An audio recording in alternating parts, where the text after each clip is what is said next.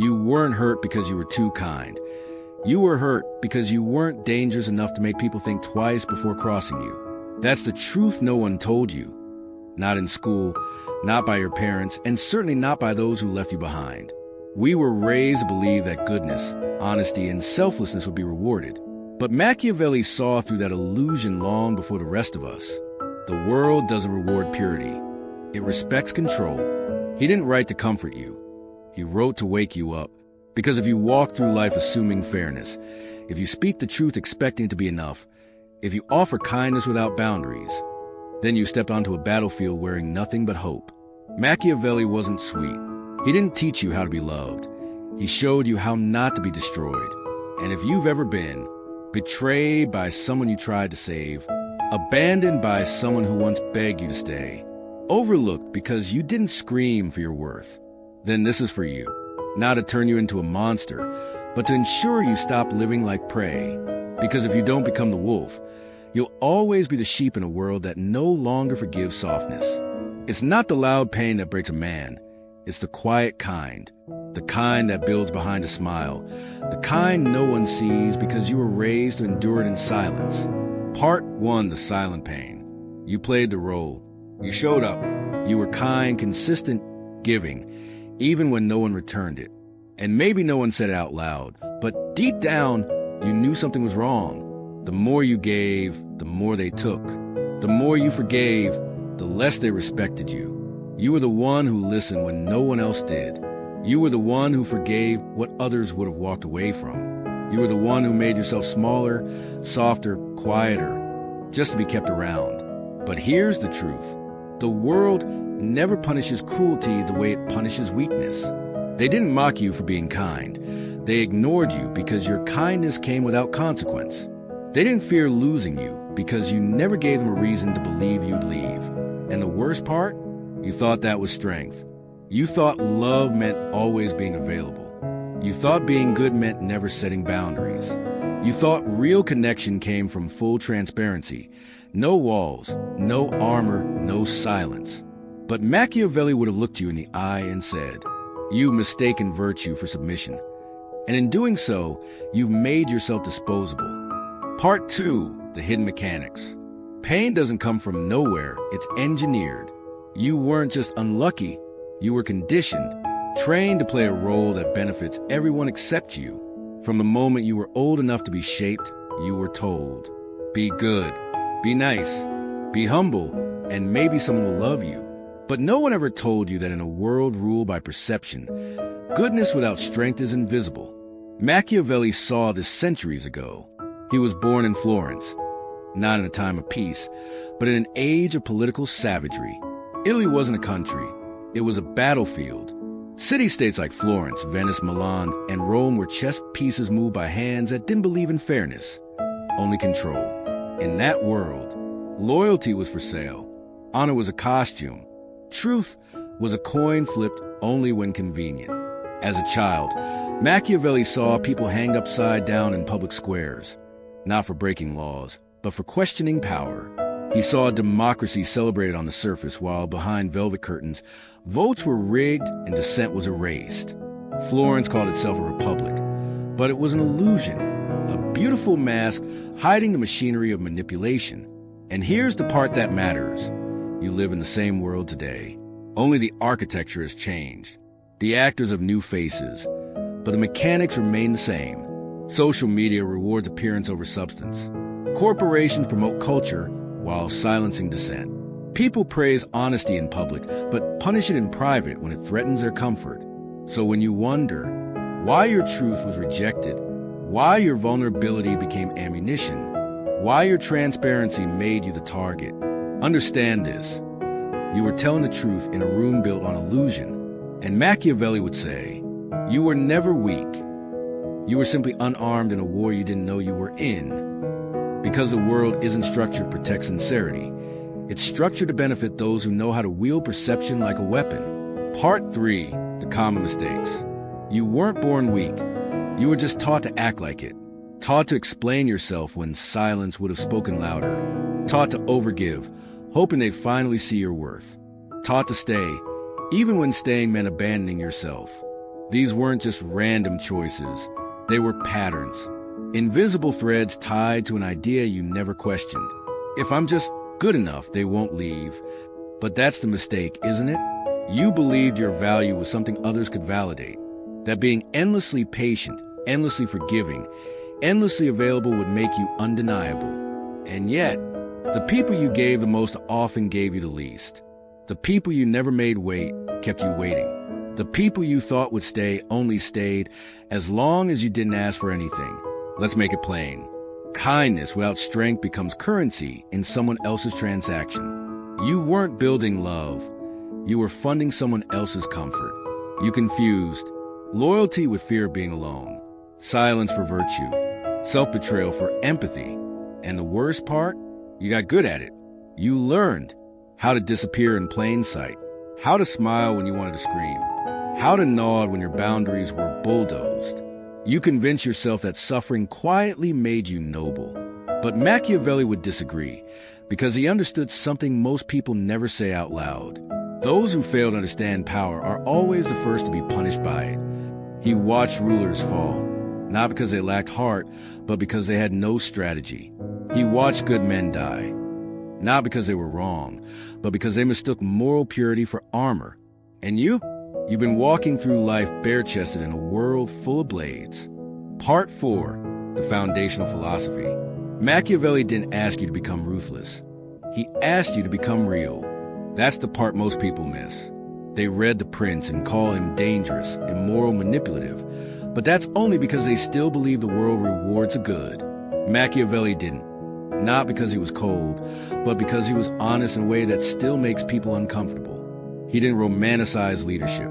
He didn't dress power up in virtue. He told you what it was, a force that survives through perception, not purity. He wrote in a time of violence and betrayal. Florence was beautiful on the surface, but beneath that elegance was a power structure built on fear, blood, and gamesmanship. And in that brutal chaos, Machiavelli made a radical declaration. It is better to be feared than loved, if one cannot be both. He wasn't saying love is worthless. He was saying love is fragile. That love can disappear the moment you say no, the moment you disappoint, the moment you stop playing the role they projected onto you. But fear lingers. Fear doesn't demand your perfection. It simply requires you to be someone whose presence creates pause. And that, according to Machiavelli, is the essence of real power, not manipulation, calculation. Because in the real world, a leader is not judged by his soul. He's judged by his outcomes, his ability to hold the line, to preserve order, to survive chaos. That's where his philosophy diverged from idealism. He separated morality from leadership. He didn't throw away virtue. He just refused to pretend it was enough. Because in a world where your enemies are willing to lie, cheat, and destroy, your goodness is only a shield if it's backed by strategy. Machiavelli said, "A man who always tries to be good will come to ruin among so many who are not good." And what he meant was this: if you lead with heart, but without structure, if you love but without limits, if you give but never calculate the cost, you won't last, and you certainly won't lead. Because people follow confidence, not confession. They obey presence, not pleading.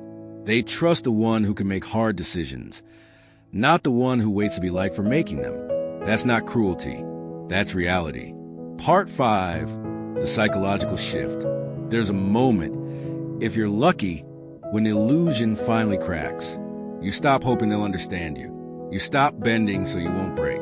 You stop trying to explain to people who were never listening. And in that quiet, something else begins to form. Not rage, not revenge. Clarity. That's the shift. You no longer want to be accepted. You want to be solid. You no longer beg for peace. You start building power. You no longer shrink to keep the room calm. You learn to command it without raising your voice. This is what Machiavelli understood better than most. Real power isn't about volume. It's about weight. The weight of your silence. The weight of your gaze. The weight of being someone who doesn't flinch. You've spent so much of your life trying to be understood that you never asked the better question. Do I even understand myself? Because when you truly know who you are, you stop offering proof. You stop justifying your pace. You stop translating your intuition into language for people who can't hear it anyway. Instead, you begin living with direction, not based on feelings, but based on alignment. You say less, but mean more. You give less, but what you give becomes sacred. You allow less access, but those who reach you feel it. Because now, your presence is no longer for sale. It's earned. That's the psychological shift Machiavelli was pointing to. Not becoming someone else, but finally becoming someone you don't abandon just to be liked. Because when you live in reaction, when your value depends on others noticing it, you're not leading your life. You're surviving their perception. But when you claim sovereignty over your choices, your energy, your silence, you start moving like a ruler, not a follower. And no, that doesn't mean you dominate others. It means you refuse to be dominated by their confusion. It means you stop arguing with people who benefit from misunderstanding you. It means your no is quiet, but final. Your boundaries unannounced, but absolute. Your presence no longer a comfort zone, but mirror reflecting back the power of someone who's done bleeding for the ungrateful. This is how you become the person who no longer needs to defend your identity. You've outgrown the need to be soft so they can feel safe. The lie that being good means never drawing blood. The belief that silence is peace, when sometimes it's permission. And that ends here, because now, your clarity is sharper than your compassion. Your instincts louder than their opinions. Your self-worth no longer negotiable. This is the moment when the world still looks the same, but you've changed. And it can feel lonely at first, because most people stay trapped in performance, in explanation, in apology. But that's no longer your path. You've stepped into a new kind of presence. Quiet, strategic, unshakable. Not because you become heartless, but because you've learned to protect your heart like it matters. Because it does. And when you finally feel that shift settle in your bones, you won't chase anymore. You won't beg anymore. You won't shrink anymore. You'll walk. You'll hold your line. And you'll let the world adjust to you. Part 6, Strategic Application. Clarity without action is just a concept. Understanding without movement is just comfort with better vocabulary. Now it's time to make it real. Because the world doesn't change when you think differently. It changes when you move differently. Machiavelli knew this. His genius wasn't just an observation, it was an application. He didn't just say, be feared. He showed you how to create fear without ever raising your voice. He didn't say, abandon morality. He said, don't let morality blind you when the stakes are survival. So what does this look like in your world? 1, presence over performance. Oh, you walk into a room. Oh, you don't explain yourself. Oh, you don't overshare. Oh, you don't smile to earn safety. Oh, you observe. Let them feel the shift. Let your silence be a question they can't answer. And when you speak, make it clean. Make it deliberate. Say just enough to reveal you know more than you're saying. That is how power moves. Not with noise, with gravity. 2, boundaries without apology. Oh, you used to explain your no. Oh, now it's a full sentence. Oh, you used to entertain disrespect out of politeness. Oh, now you leave the room without a word. This doesn't make you rude. It makes you undeniable. Boundaries are not walls. They're invitations for others to show you whether they deserve access or not. And the moment someone pushes them, you don't fight. You don't prove. You withdraw. Because in a Machiavellian world, your absence is sometimes more powerful than your presence. Free. Information is ammunition. Oh, stop telling people everything. Oh, your dreams. Oh, your wounds. Oh, your next step. Most people don't listen to understand. They listen to position themselves. So you say less. You let them speak. And you gather data while they reveal their agenda. This doesn't make you manipulative. It makes you prepared. Machiavelli didn't distrust the world because he was bitter. He did it because he understood it. Everyone sees what you appear to be. Few experience what you really are. And that's your edge. The less they know, the more they guess. And in that guessing, you hold the advantage. You're not here to impress. You're here to command. Not through dominance, but through discipline. Not by shouting, but by showing. Through action, restraint, and presence. that you stopped playing games and started shaping outcomes. Because this journey isn't about appearing powerful. It's about becoming someone who no longer bleeds to be seen, no longer performs vulnerability to earn closeness, no longer explains boundaries, because your presence already sets them. Now let's keep going, because in the next part, we explore not just what power looks like, but what it feels like when you finally stop asking to be seen and become someone the world watches in silence. Part 7, the new face of power. Real power doesn't walk into a room looking for attention. It enters and the room adjusts, not because it demands it, but because it commands it without saying a word. You've seen this person before. The one who doesn't rush to speak. The one who doesn't fight to be heard. The one who doesn't need to convince you of anything. They listen more than they talk. They don't explain their boundaries. They simply live by them. And when someone crosses a line, they don't argue. They disappear. And you feel it. This is the new face of power. Not aggressive, not loud, but deeply rooted. It's the man who's been through hell and came back with a spine forged in silence. It's the woman who stopped making herself smaller so others could feel bigger. It's the human being who has mastered the art of holding presence without ever asking for permission. Because once you've seen what Machiavelli saw, once you've understood that, perception is often stronger than truth. Kindness without leverage gets mistaken for weakness. Transparency without boundaries becomes ammunition. You stop trying to be palatable. You become precise. You say less. You do more. You stop playing to be loved. You start moving in a way that says, I am not here to be accepted. I am here to be respected. And it's not about becoming someone else. It's about returning to who you were before they told you that softness would save you. You can still be kind, still be generous, still be warm, but it's no longer unconditional because your energy has conditions now. You're no longer the person who bleeds just to keep the peace, swallows truth to avoid tension. You've learned the cost of that. You've lived the price of disappearing for others' comfort. Now you show up differently, not with ego, with essence. You take up space, not to dominate, but because you finally stopped apologizing for existing. You stopped explaining who you are, because now you know. You stopped performing confidence, because now you embody it, and the world feels it. They may not understand it, but they feel it. That's the new face of power. It's subtle, it's sharp, it's self-contained. It doesn't need to be validated, because it is rooted in something deeper than applause.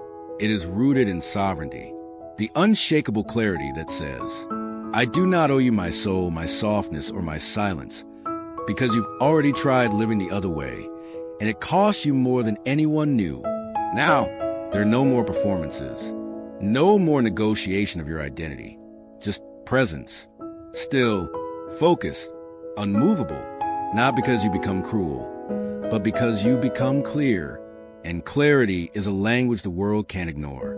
Part 8, the final choice, power or peace. At some point, you reach the crossroads. You've seen behind the curtain. You've outgrown the illusion. You've stopped apologizing for not being easy to control. And now, you stand between two roads. One leads to power, the other to the idea of peace.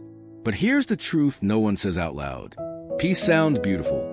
But in a world built on strategy, perception, and control, peace without power is just surrender with prettier language. Machiavelli understood this. He chose power, and he paid for it with exile, ridicule, and centuries of misunderstanding. Not because he was evil, but because he dared to say something few people ever admit. If you want to protect what you love, you must first become someone the world knows not to cross. You can't hold peace if you can't defend it.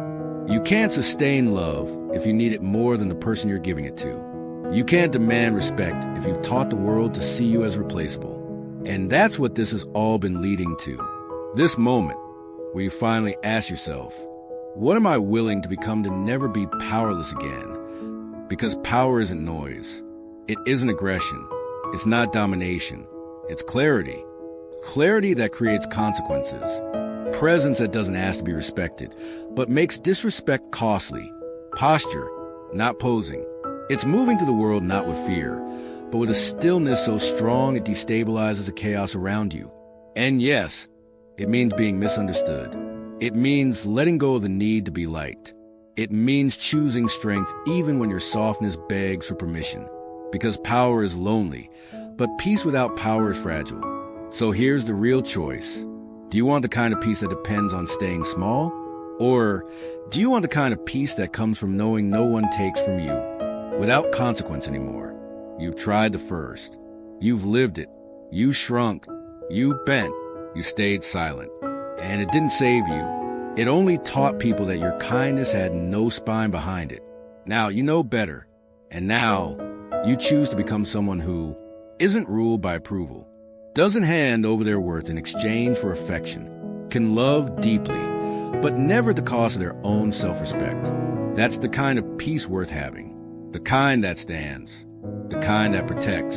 The kind that doesn't ask. It declares. So whatever you're walking into next, don't ask to be spared. Don't ask to be seen. Don't ask to be understood. Ask only for the clarity to never be a victim again. Because the world doesn't pause for your goodness. It moves. It calculates. It replaces. And the only way to survive it is to become the force it can no longer ignore. Not because you shout. Not because you threaten. But because you finally remembered who you are and who you were never meant to become. You are not here to be harmless. You are here to be unbreakable. Outro, the sovereign declaration. They told you to be patient, to wait your turn, to tone it down, to soften your edges, so the world could hold you without bleeding. But you were never meant to be held like that. You were never meant to be agreeable. You were never meant to be harmless. That fire inside you, the one they called too much, the one you buried under manners and moderation, was never a problem. It was a warning, a quiet reminder that you were born to carry something heavier than comfort. Your presence was meant to shift rooms, not decorate them. They made you feel guilty for wanting power, but they never apologized for taking yours. They taught you to suppress your instincts while they celebrated people who used strategy to rise. But now you see it. Now you remember. You weren't here to beg, to chase, to be chosen. You were here to become someone that silence can't ignore, manipulation can't reach, chaos can't shake. This isn't about being feared. It's about never again asking permission to exist at full strength. You don't owe the world your softness. You owe it your sovereignty. So what happens next? That's entirely up to you. You can close this and go back to the performance, playing nice, shrinking politely, or you can mark this moment as the one where everything shifted, not because you got louder, but because you finally got clear. No more apologies, no more explanations, no more waiting. This is your line in the sand. This is the version of you that no longer seeks survival, but sovereignty. And if they still don't understand you, good. That means you finally become something they can't control. Welcome to your new chapter. You're not watching anymore. You're becoming.